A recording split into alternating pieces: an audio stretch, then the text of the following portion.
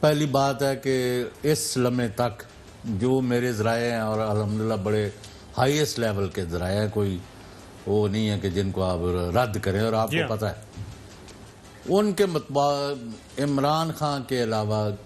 P T I کے اندر اور باہر اس لمحے تک تبدیلی کے لیے کسی آپشن پر کوئی غور نہیں ہو رہا، اور اگر 5% بھی فرق ہوتا تو اس دن بجٹ جو ہے پاس ہوا ہے 100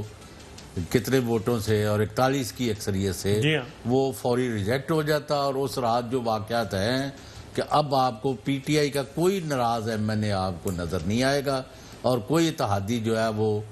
رسہ چڑھاتا ہوا نظر نہیں آئے گا، اور وہ سارے شیر و شکر ہیں، ان کے جو گریوینسز ہیں، جو ان کے پرابلمز ہیں، ان کو ایڈریس کیا جائے گا، اور آپ کو پتہ چلے گا کہ اگلے 1 مہینے کے اندر بڑے پیمانے پر وفاقی کابینہ کے اندر رد و بدل ہوگا، اور ٹاورنگ انڈیویجولز اور بڑے بڑے جو ہے یعنی نام والے جو سیاستدان ہیں یا جن کا قد کاٹ ہے پی ٹی آئی کے اندر یا اتحادیوں میں، وہ کابینہ کا حصہ ہوں گے، فیصلوں میں شریک ہوں گے، اور جن کا کوئی آگا پیچھا نہیں ہے وہ میرا مطلب ہے کہ ان کو شرارتی عناصر سے جان چھڑا لی جائے گی۔ اور پرائم منسٹر نے کہا کہ میں کسی کے ساتھ کوئی رو رعایت نہیں کروں گا 3 چیزوں پر، نہلی پر، بددیانتی پر اور پارٹی ڈسپلن پر۔ اب آپ پوچھیں اور کوئی۔ تو پچھلے دنوں 2 ممبر نے استعفیٰ بھجوایا، تو اس پہ انہوں نے کہا کہ آپ رہنے دیں، بنا استعفیٰ دیں تو انہوں نے کہا تمہاری ذمہ داری نہیں ہے تو استعفیٰ کیا، اور آئندہ یہ بات زبان پر نہیں لانی۔ تو اب ہم پبلک کو بھی کہتے ہیں اور صابر شاکر صاحب سے بھی کہ کل رات 7 بجے تک آپ بتائیں کہ یہ 2 بڑے ممبر جو تھے، جو ہر ایک کا ان توپوں کا رخ ان کی طرف تھا، تو وزیر اعظم نے ڈٹ کے ان کی حمایت کیوں کی، اور ان کو کہا کہ آئندہ یہ بات نہیں ہے، جب استعفیٰ لینا نہ لینا، کابینہ میں رکھنا نہ رکھنا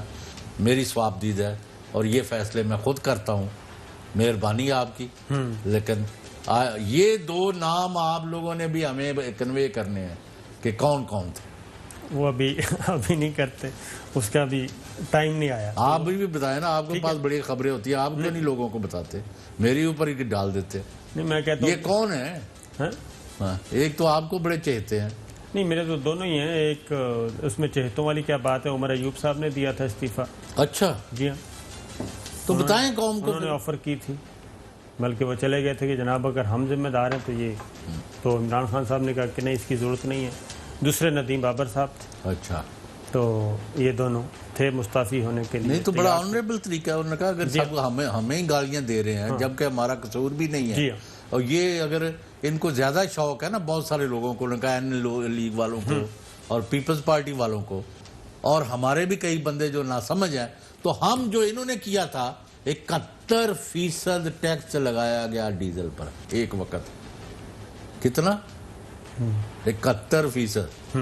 اس وقت پاکستان میں پیٹرولیم پروڈکٹ پر ٹوٹل ٹیکس جو ہے وہ 45% ہے، تو وہ کہتے ہیں پھر ہمیں 71 کر دیتے ہیں۔ -1 کا شوشہ کس نے چھوڑا تھا؟ -1 کا شوشہ خواہشات کے گھوڑے دوڑانے والوں نے،